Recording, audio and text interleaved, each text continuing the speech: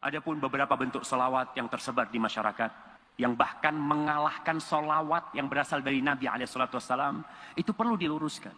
Kita ingin negeri kita bersalawat dengan salawat yang diajarkan Rasul SAW. Salawat yang paling baik. Yang pertama yang kita lihat ada salawat tibbil qulub, salawat obatnya hati. Allahumma salli ala Muhammadin tibbil qulubi wa dawaiha, wa afiyatil abdani wa shifaiha, wa nuril absari wa diyaiha, wa ala alihi wasallam. Ya Allah, berikan salawatmu kepada Muhammad alaihi salatu wasallam, obatnya hati, pengobatan buat hati.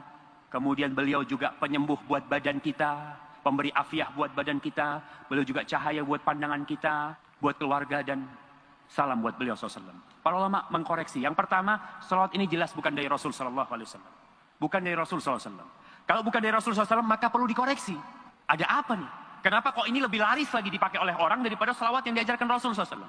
Sebagian ulama mengatakan di sini ada pengkultusan Nabi yang tidak seharusnya. Nabi tidak mau dikultuskan. Posisi beliau adalah hamba dan utusan Allah sallallahu alaihi wasallam. Dikatakan di sini sebagai afiatul abdan. Nabi itu penyembuh badan. Nabi itu sebagai obat buat hati. Kita tahu Rasul SAW memang diutus rahmatan lil alamin. Tapi yang terbaik tetaplah kita baca yang diajarkan oleh Rasul SAW. Yang kedua yang banyak terkenal juga ada salawat fatih. Salawat fatih ini yang diterima. Antum bisa baca nanti di situsnya sebuah tariqat yang disebut tariqat Tijaniyah. Tariqat Tijaniyah menulis di sana tentang asal muasal salawat fatih. Salawat fatih ini disebutkan misalnya guru mereka, Syekh At-Tijani itu mendapatkan lembaran dari Allah, lembaran dari cahaya yang tertulis di situ salawat fatih. Subhanallah jamaah. Dan orang meyakini itu. Yang baca salawat fatih ini di situs itu disebutkan tentang keutamaan salawat fatih ya. Bahwasanya yang membaca itu akan dilipat gandakan sebanyak 600.000 kali salawat untuk malaikat, untuk manusia dan jin. Dari awal diciptakan sampai akhir. 600 kali lipat dari jumlah mereka semuanya. 600.000 ya. Disebutkan di sana. Ya, apa masih ada wahyu yang disampaikan? Udah selesai. Nabi udah selesai tugasnya. Salawat mana yang paling baik yang dibaca ketika sholat? Tapi yang jadi masalah orang masih percaya. Salawat fatih ini Allahumma salli ala sayyidina Muhammadin al-fatih lima ughliq al-khatim lima sabaq nasiril haqqi bil haqqi al-hadi ila siratikal mustaqim wa ala alihi haqqa qadrihi wa miqdarihi al-azim. Ini yang baca salawat ini dikatakan Nabi itu penutup pembuka yang tertutup, dan beliau penutup untuk yang lainnya, beliau penutup para Nabi. Oke, itu betul. Tapi yang jadi masalah apabila ini dikatakan secara mutlak Nabi yang menutup segala sesuatu, Nabi yang membuka segala sesuatu, ini tidak. Semua itu dengan izin Allah Jalla Jalla. Tapi tadi yang membaca salawat ini itu mendapatkan pahala 600.000 kali lipat. Kita yang tahu itu pahala dilipat gandakan jadi berapa? 700 kali lipat. Orang sedekah 700 kali lipat, wallahu yudha'ifu liman yasha, tapi Allah bisa melipat gandakan lebih dari itu. Nah, ini 600.000 kali lipat. Di riwayat lain dikatakan bahwasanya lebih baik daripada membaca Al-Quran 6.000 kali. Pokoknya yang bukan dari Rasul SAW akan mendapatkan masalah. Kemudian yang membaca salawat fatih ini tidak akan mendapatkan kemuliaan, pahala itu kecuali dengan 2 syarat. Disebutkan di situs itu. Syarat yang pertama, izin dari guru. Harus dapat ijazah dari gurunya. Kalau dapat ijazah dari gurunya, maka nggak boleh. Kenapa? Karena gurunya ini yang mendapatkan izin dari Allah langsung. Jadi harus ada izin. Kalau antum nggak dapat izin, baca itu pahalanya tetap. Ini yang disebutkan di situs itu. Syarat kedua, meyakini, nih, ya ditulis di situ, i'tiqadul musalli annaha laysat min ta'lifil bashar.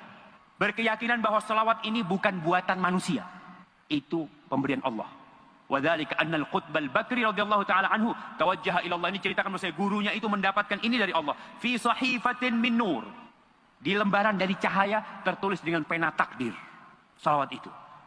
Kita sebagai umat Islam, wahyu sudah selesai. Nggak ada lagi wahyu. Maka ini yang perlu kita jelaskan kepada umat. Yang ketiga, ini sebagai penutup ceramah kita, ada yang disebut salawat nariyah. Coba dikaji kembali itu, salawat nariyah. Orang mengatakan barang siapa yang membaca salawat nariyah 4.444 kali. 4.440 kali akan diselesaikan urusannya. Masya Allah. Dimudahkan semua perkara dia. Dari mana nih dapatnya? Dan jelas ini bukan dari Rasul SAW. Kemudian di maknanya bermasalah. Sebagian bisa memberikan Nabi hak yang tidak untuk Nabi SAW. Di situ ada tawasul dengan zatun Nabi SAW. Dan masalah bertawasul dengan zatun Nabi, dengan zat Rasul SAW. Yang sahih tidak boleh. Kita bertawasul dengan amal soleh. Apa salawat nariyah itu? Allahumma salli salatan kamilatan. Wasallim salaman, wasallim tasliman taman ala sayyidina Muhammad. Alladhi tanhallu bihil uqad. وتنفرج به الكرب ويقضى به الحوائج وتنال به الرغائب وحسن الخواتيم ويستسقى الغمام بوجهه الكريم على آله وصحبه عدد كل معلوم لك. Ini salawat nariyah. Kalau kita mengatakan, nanti ada orang yang mengatakan, Ustaz, ada ulama-ulama yang membolehkan membaca itu. Taiblah. Kita ini daripada ribut, daripada umat Islam berpecah belah, kita ikut Rasul sallallahu alaihi wasallam. Udah capek umat Islam berpecah belah dengan masalah-masalah yang memang dipermasalahkan.